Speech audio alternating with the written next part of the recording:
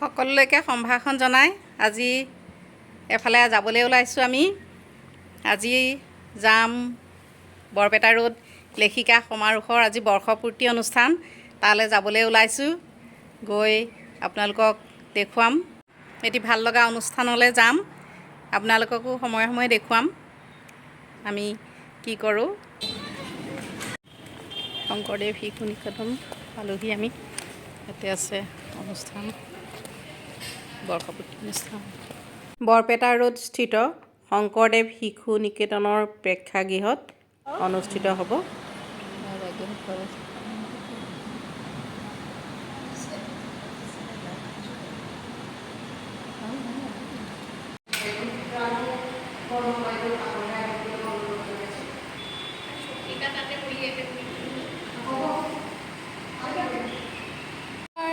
কৰোঁ।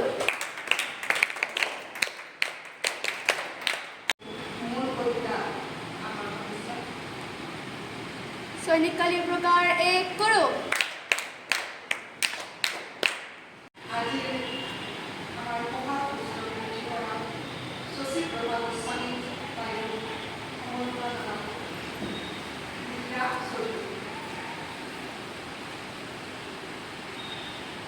সৈনিক কালী প্ৰকাৰ 2 কৰোঁ।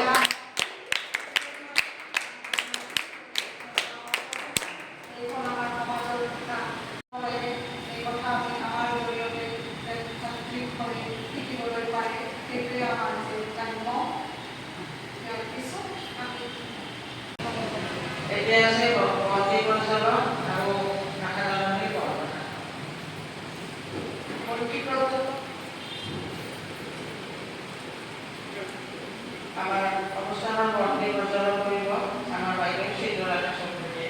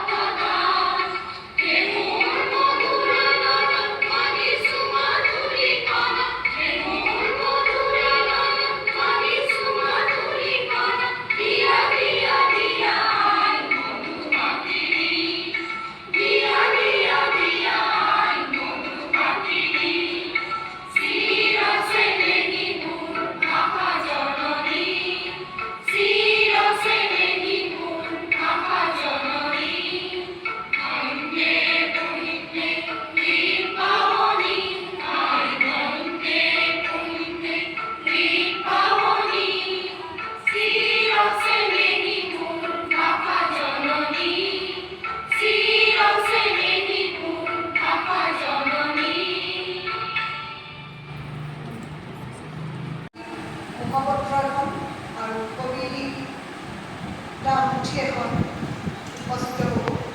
এইখিনি আজিৰ আমাৰ উদ্দেশ্য ব্যাখ্যা। ইয়াৰ পিছতে কেনেকৈ উদ্দেশ্য ব্যাখ্যাৰ ওপৰত সংগতি আমাৰ কাৰ্যক্ৰম চলাই দিব আমাৰ সভানেত্ৰী বাইদেৱে, আৰু আপোনালোকৰ সহায় সহযোগিতা কামনা কৰিছোঁ। ধন্যবাদ। এয়া হৈছে বৰপেটা ৰোড লেখিকা সমাৰোহৰ মুখপত্ৰ। এখনি সুন্দৰ হাতে লিখা মুখপত্ৰ ই-বুক কৰা হ'ব। কিছু সময়ৰ পিছতেই উন্মোচিত কৰিব শশীপ্ৰভা গোস্বামী বাইদেৱে। স্বীকৃতি হোৱাৰ শুভক্ষণত আমি ঐক্যবদ্ধ প্ৰচেষ্টাৰে ভাষাজননী সেৱাত আত্মনিয়োগ কৰিবলৈ পাই নিজকে ধন্য মানিছোঁ। ওলোৱা সময়ত যেতিয়া আমাৰ পৰিকল্পনাটো আমি শংকৰদেৱ শিশু বিদ্যা নিকেতনৰ প্ৰধান আচাৰ্যৰ ওচৰলৈ আবেদন নজনাই নোৱাৰিলোঁ। তেওঁলোকৰ ওচৰত আমাৰ অন্তৰৰ শ্ৰদ্ধা তথা কৃতজ্ঞতা সদায় থাকিব, আৰু আমি তেওঁলোকৰ সকলোৰে সহযোগত এইদৰে কৰ্মক্ষেত্ৰত আজি সভাৰ সভানেত্ৰী বাইদেউ, মন্ত্ৰী পৰ্যবেক্ষক আমাৰ চৌধুৰী বাইদেউ আৰু তাৰপিছত গোস্বামী বাইদেউ উপস্থিত থকা লেখিকা সন্থাৰ গোটেই সদস্যবৃন্দ আৰু লগতে ছাত্ৰী, আজিৰ কথাখিনি আচলতে তাতে দেখি পেলাই মই অলপ সাজু হৈছে। কোনটো বিষয় কাক উদ্দেশ্য কৰি কোৱা হৈছে? ইয়াত আছে কোৱা মতে মাতৃৰ ভূমিকা। এতিয়া আজিতো মাতৃ নাই বুলি ক'লে হ'ব। যিকেইগৰাকী মাতৃ উদ্দেশ্য কৰি কথাখিনি ক'ব লাগিছিল সেইসকল মাতৃ আজি অনুপস্থিত বা ইয়াত নাই। লগতে আমাৰ যি সদস্যসকল আছে বা আন বাইদেউসকল আছে, তেওঁলোকক মাতৃৰ উপদেশ দিব পৰা। তথাপিও মোৰ কথাখিনি মই অকণমান ভাবিছোঁ যে মই ছোৱালী যিকেইজনী আছে, মূল উদ্দেশ্য হ'ল ছোৱালীখিনিক কিছু সৰ্বাত্মক বিকাশ বা তেনেকুৱা দিশৰ কিছু তেওঁলোকৰ লগত মই অকল কম যে এইটো নহয়, তোমালোককো সুধিম, তোমালোককো আলোচনা কৰিম। আচলতে তোমালোকে বিভিন্ন ধৰণৰ ফলবিলাক দি যিবিলাক খাব কিন্তু যিবিলাক ভাল লাগে সেইটো আচলতে দেহৰ নহয়, বৰং ক্ষতি কৰে। তাত নিমখ পৰে, তাত তেল পৰে, গৈ তোমাৰ কিডনী যিবিলাক চব শেষ কৰি দিয়ে। গতিকে খাব টেষ্টি খাবলৈ মন যায় ন? গতিকে সেই বেয়া বস্তুবোৰ নাখাবা। গতিকে শৰীৰটো সুস্থ ৰাখিবৰ কাৰণে। দ্বিতীয়ত যেনেকৈ দায়িত্ব আছে, সমাজৰো দায়িত্ব আছে। আমাৰ অতি আমি দেখিছিলোঁ গাঁৱৰ ক'ৰবাত ওলাই গ'লে দেখিলে আমাৰ যদি গাঁৱৰ ফুৰা মই দেখিছোঁ তেতিয়া আমাৰ ভয় লাগে, এই গাঁৱৰ অমুক ফুৰা আছে, আমি বেয়া কাম ফুৰা আঁতৰত। আজিকালি আমি আনকি শিক্ষকেও নকওঁ, কাৰণ কিয়? বেয়া পাব, ঘৰৰ মাক বাপেকে বেয়া পাব। এইটো আচলতে বেয়া কথা। আমাৰ সকলোৰে সমাজৰ সকলোৰে অভিভাৱক, ওচৰ চুবুৰীয়া, শিক্ষক শিক্ষয়িত্ৰী সকলোৰে, বিশেষকৈ ছাত্ৰীসকলৰ বৰ্তমান যি এতিয়া সময়ত যি হৈছে, তেওঁলোকক বচাবলৈ আমি নিশ্চয় সকলোৱে মাৰ বান্ধি আগুৱাই যাব লাগিব। তেতিয়াহে আমাৰ ছোৱালীসকলৰ ভৱিষ্যত নিৰাপদ হ'ব। আৰু আজিৰ দিনত আমি সেইটো সকলোৱে বিচাৰোঁ। এইখিনিকে কৈ মই সকলোকে ধন্যবাদ দি মোৰ বক্তব্যৰ সামৰণি মাৰিছোঁ। আমাৰ সকলোৰে পৰিচিত মালতী দাস বাইদেউ, এইমাত্ৰ মঞ্চত উপস্থিত হোৱা বিশিষ্ট ব্যক্তি শ্ৰী মন্ত্ৰী বৰ্মন ছাৰ, লগতে BH কলেজৰ প্ৰাক্তন উপাধ্যক্ষা শশীপ্ৰভা গোস্বামী আৰু ডক্টৰ ভানুনাথ ডাঙৰীয়াই, উপস্থিত বিশিষ্ট মহিলা লেখিকা সকলোকে মই আদৰ সম্ভাষণ জনাইছোঁ। মোক ইয়াতে দুষাৰমান ক'বলৈ কৈছে। আজি অৱশ্যে মই কণ ছাত্ৰীসকল উঠি গ'ল, মই মনতে অলপমান ইচ্ছা কৰি কথাখিনি কওঁ। এতিয়া তেওঁলোক উঠি গ'ল, তথাপি মাতৃসকল ইয়াতে আছে। এটা কথা হৈছে ক'ব পাৰোঁ, এইটো এটা সৰু কথা, সৰু এটা অনুভৱ, কিন্তু সেই সৰু অনুভৱটোৰ বহু ডাঙৰ প্ৰভাৱ আমাৰ সকলোৰে পৰি। প্ৰথম কথা হ'ল, আমাৰ সমাজ ব্যৱস্থাত আগতে আছিলে যৌথ পৰিয়াল। এতিয়া যৌথ পৰিয়ালৰ ব্যৱস্থা আমাৰ মাজত নাইকিয়া হৈছে। এতিয়া চব একক পৰিয়াল। যৌথ পৰিয়ালৰ মাজত যিখিনি ককা আইতা খুৰা জেঠা ইত্যাদি ইত্যাদি সকলোৰে লগত লগ লাগি যি এটা ঐক্যভাৱে বান্ধোনত থাকি এটা পৰিয়াল চলিছিল, সেই পৰিয়ালৰ এতিয়া সমস্ত মানে যাতায়াত বন্ধ হৈ গৈছে, আদান প্ৰদান বন্ধ হৈ গৈছে।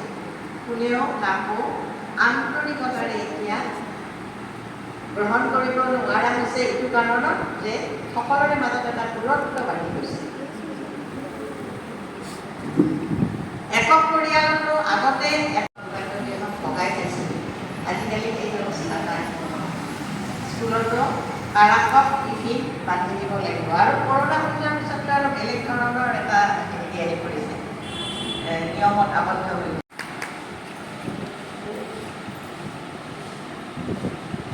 তেখেতক আমি এই কৃতজ্ঞতাখিনি জনাব বিচাৰিছোঁ, আৰু লগতে তেখেতে পাৰে যদি ছাত্ৰীখিনিৰ কাৰণে অলপ সময় ৰখাই দিলে, আমাৰ শশীপ্ৰভা বাইদেৱে তেখেতক অনুৰোধ জনাইছে তেখেতে যাতে ছাত্ৰীখিনিক নপঠিয়ায়।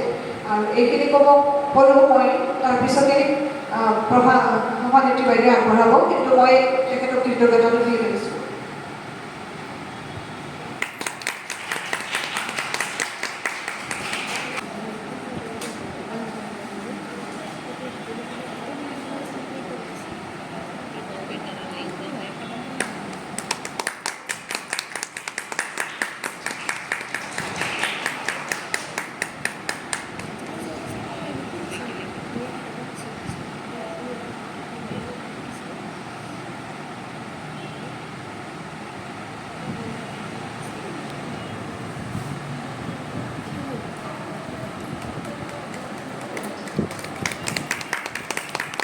বিষয়ববীয়ালৈ মোৰ আন্তৰিক অভিনন্দন জ্ঞাপন কৰিছোঁ। এই সভাত উপস্থিত হৈ অলপ নিসংগতা অনুভৱ কৰিছোঁ। ইয়াত পুৰুষ বুলিবলৈ মাত্ৰ ময়েই অলপমান উচ্চামিচাৰ আছে, কিছু নিসংগতা, কিছু ভয় মই অনুভৱ কৰিছোঁ। এই গ্ৰন্থ উন্মোচন কৰাৰ আগ মুহূৰ্তত কবিতা সম্পৰ্কে, কবিতা বিষয়ক কিছু উপলব্ধি প্ৰকাশ কৰাটো সমীচীন হ'ব বুলি মই ভাবোঁ। এখন নাবিক হৃদয়ৰ গতি আৰু ৰূপান্তৰৰ এক যাত্ৰা। কবিতাৰ বুকুত জীৱনৰ সত্য আৰু সৌন্দৰ্য কলাত্মক ৰূপত প্ৰতিফলিত হয়। কবিতাৰ চিৰসেউজ বাটতেই আমি বিচাৰি পাওঁ জীৱনৰ ধ্ৰুৱতৰাৰ পোহৰ, আত্মাৰ শাশ্বত সৌৰভ। জীৱনৰ জয় পৰাজয়, হাঁহি কান্দোন, স্বপ্ন বিষাদ, এই উপাদানবোৰ কলাত্মক ৰূপত প্ৰতীক আৰু চিত্ৰকল্পৰ ব্যঞ্জনাৰে প্ৰকাশিত হয় কবিতাৰ। কবিতা শব্দহীন যাত্ৰা। মণিষা টমাছ কাৰ্লাইলৰ মতে কবিতা মানে মিউজিকেল থট, সংগীতায়িত চেতনা। প্ৰতীকবাদৰ জনক মাৰ্লামেৰ মতে কবিতা হৈছে it is written by words and ideas. আৰু আমাৰ প্ৰাচ্য নান্দনিকৰ মতে শব্দাৰ্থ চহিত কাব্য। কবিতাৰ দুই ধৰণৰ দায়িত্ব থাকে কবিসকলৰ। প্ৰথম, অৰণি টানি ৰয়লাত গতিৰে গতি কৰিছা তুমি নাৰী। উপচি পৰা যৌৱনক আচলেৰে বান্ধি মনৰ দৃঢ়তা শিৰত পিন্ধাই তুমি আগুৱাইছা অতি ধীৰে। শরীর উপজয় তোমার বীররাষ্ট্র মাঝে মাঝে গিরে গেছে তেজর কপাল তথাপি সমুখী হওয়া নাই কিয়নো তুমি নারী তোমার সহনশীলতার আজি পৃথিবী মুগ্ধ তোমার স্নেহশীলতার সাগৰৰ উত্তাল হয় স্তব্ধ তুমি ভগৱানৰ প্ৰতীকী কিয়নো তুমিয়ে হেতু মাতৃ তোমাৰ সুস্থ আৰু শুদ্ধ পৰিচালনাই আনি দিয়ে প্ৰশান্তিৰ পথ সেয়ে তুমি হোৱা সকলোৰে আদৰ্শ আৰু প্ৰেৰণাৰ সৃষ্টি কিয়নো তুমি নাৰী ভাল পাব এইটো আমাৰ আশা থাকিল এতিয়া বাইদেৱে গ্ৰন্থত আলোচনীখন উন্মোচন কৰিব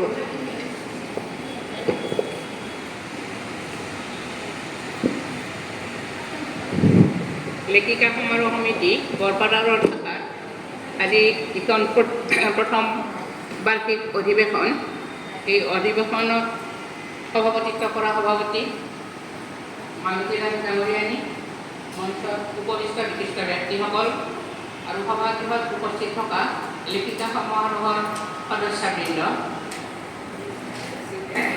এইখন লেখিকা সমাৰোহ সমিতি বৰপেটাৰ শাখাই অতি কম সময়ৰ ভিতৰতে আজিৰ এই অনুষ্ঠানটোৰ আয়োজন কৰিছে আৰু সেইকাৰণে আমাৰ লেখিকা সমাৰোহ সমিতিৰ যিখন মুখপত্ৰ স্ৰোতস্বিনী সেইখন আমাৰ লিখিত ৰূপ নহয় লিখিত ৰূপতে আছে মই এইটো ক'ব খুজিছোঁ আমাৰ প্ৰিণ্টেড নহয় কাৰণ আমাৰ সময় হাতত বহুত কম আছিল আৰ্টিকুলো ভালদৰে কালেকশ্যন হোৱা নাছিল আৰু সেইখিনি আমি ডিটিপি কৰা নাইবা আমি প্ৰিণ্ট আউট উলিয়াই তেনেদৰে সময় পোৱা নাছিলোঁ সেইকাৰণে এইখন হাতে লিখা হিচাপত উলিয়াইছে আৰু এইখনৰ সম্পাদনাৰ থাকে 19 অক্টোবৰত 2025 অক্টোবৰত নিশ্চয় আমি এখন ফুল ফৰ্মত এই স্ৰোতস্বিনী মেগাজিনখন পাম মই বেছি নকওঁ এই স্ৰোতস্বিনী মেগাজিন আজি এই যিখন আমাৰ মুখপত্ৰ সেইখন উন্মোচন হোৱা বুলি মই ঘোষণা কৰিলোঁ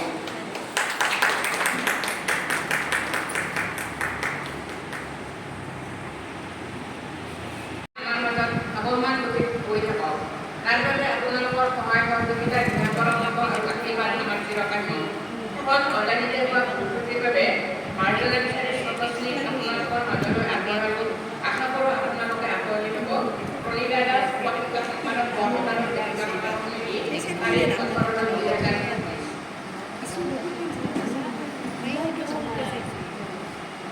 ইয়াত সূচীপত্ৰটো অকণমান মাতি দিছোঁ প্ৰবন্ধ সম্ভাৰ অন্যান্য প্ৰতিশ্ৰুতি চিত্ৰলেখা দাসচৌধুৰী ঘৰখনৰ পৰিৱেশত মাতৃৰ ভূমিকা প্ৰভাদেৱী ঘৰখন আৰু কিছু প্ৰাসংগিক চিন্তা উষা দাস এবাকা শিক্ষাই আপোনাৰ শিশুটিক কেনেদৰে সহায় কৰিব জ্যোতিমণি ডেকা বৰ্তপুত্ৰ প্ৰত্যাশা উপানীনাম কৰা লতিগতি সহযোগী অবুজ বেদনা হিমালতিকাৰী দাস হেদাবেগ প্ৰণীতা লেখক অনুগল্প প্ৰণীতা দাস কবিতাৰ পৰণী অনুভৱৰ চোতাবক ৰেণু হাজৰিকা নিজিকীয়া ভাবি আধুনিক জগতে শৰতৰে সমাজী শ্ৰদ্ধা চিত্ৰলেখা বাইদেৱে শশীপ্ৰভা বাইদেৱে যিখিনি আমাক মূল্যৱান তেওঁলোকে ভাষণ আগবঢ়ালে সেইখিনি আমাৰো শুনাৰ প্ৰয়োজন যে আমাক যে তাৰমানে আমাৰ কিশোৰীবিলাকৰ মাতৃয়ে যে শুনাৰ প্ৰয়োজন দিয়া নহয় আমি সকলোৱে আমি উপলব্ধি কৰাৰ প্ৰয়োজন আমাৰো আত্ম উপলব্ধিৰ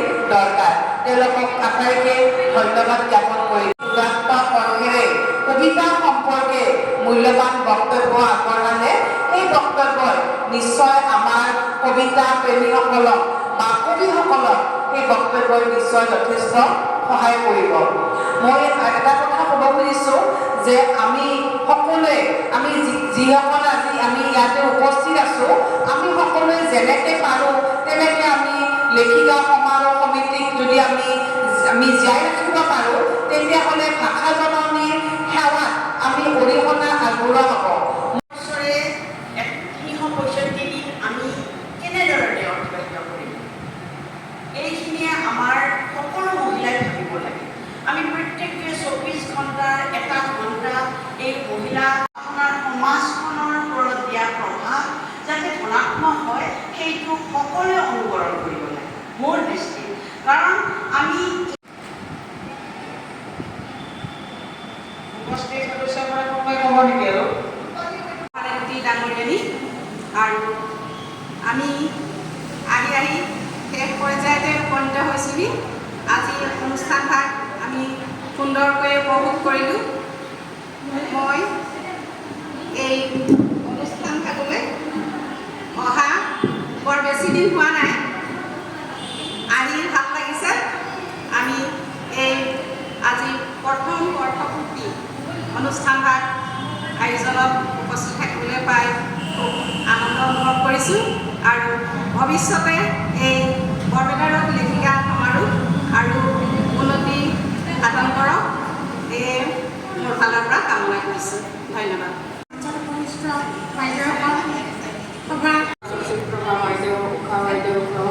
যিখিনি কথা কৈছে সেইখিনি যদি আমি সকলোৱে যোগান কৰোঁ আৰু নানান বিবেচনীৰ মাজতো অলপমান সময় উলিয়াই লিখা ওলোৱা মোৰ ওচৰৰ মহিলাসকলৰ এটা নাম পাৰ্টি আছে, তেওঁলোকেও ওলা আপুনি ওলাই আহক, আপুনি ওলাই আহকচোন, ভিতৰত নাথাকিব, ওলাই আহক। তেতিয়া মই বাহিৰ ওলালোঁ আৰু ওলাই এদিন প্ৰথমতে নামত গ'লোঁ, নামত যে কি কৰোঁ কি নকৰোঁ এনেকৈ থাকি তাৰপিছত মোক স্বপ্না বাইদেৱে এদিন ফোন কৰিলে, আমি লেখিকা সমাৰোহ পাতি আপুনি আহক। মই তাৰপিছত এইখিনি আমি কৰিব লাগে কৰি আছোঁ আৰু বৰ্তমান বৰপেটা ৰোডত আমাৰ লেখিকা সমাৰোহ বোলা এটা যে সংগঠন আছে এইটো পৰিচিত হৈছে। এই সংগঠনটো আপোনালোকে যেনেকৈ পাৰে উজ্জ্বল কৰি তোলক আৰু আগুৱাই নিয়ক। প্ৰভা বাইদেউ আছে, প্ৰভা বাইদেউ বহুত ধন্যবাদ জনাইছোঁ। তেখেতৰ বহুত অভিজ্ঞতা আছে, তেওঁৰ ভিতৰত বহুত সমল আছে, বহুত